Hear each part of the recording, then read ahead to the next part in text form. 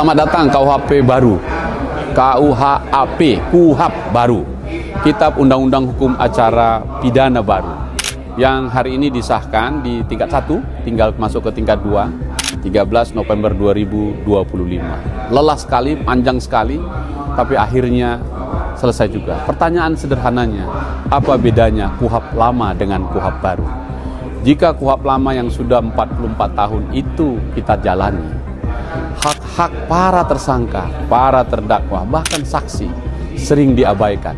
Karena itu tidak setara dengan negara yang diwakili oleh polisi atau jaksa sebagai penyidik atau penuntut.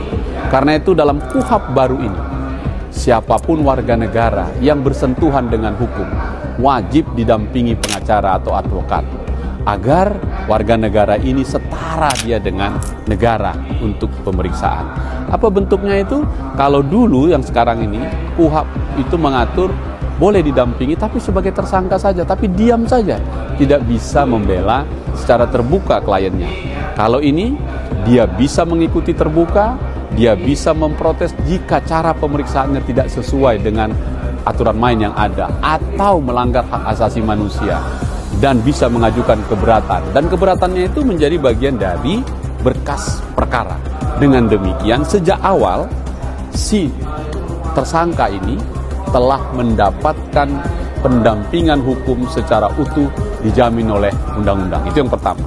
Nah, yang kedua, kalau dulu itu sifatnya sedemikian rupa tidak memberi respon kepada penyandang disabilitas, lansia, dan lain-lain. Hari ini itu semua kita beri tempat yang terhormat.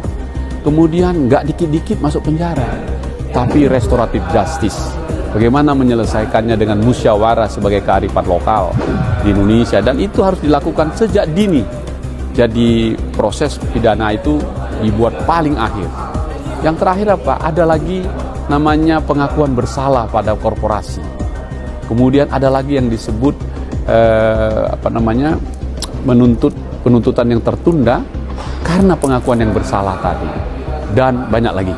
Saya kira kita harus mengikuti ini, kita harus membaca ini, karena ini akan menjadi serentak berlakunya dengan KUHP hukum materialnya nanti 2 Januari 2026. Mudah-mudahan dalam 1-2 minggu ini sudah diparipurnakan, ketok, dan negara atau pemerintah masih punya kesempatan mensosialisasikannya di 1,5 bulan ke depan ini. Itu dia.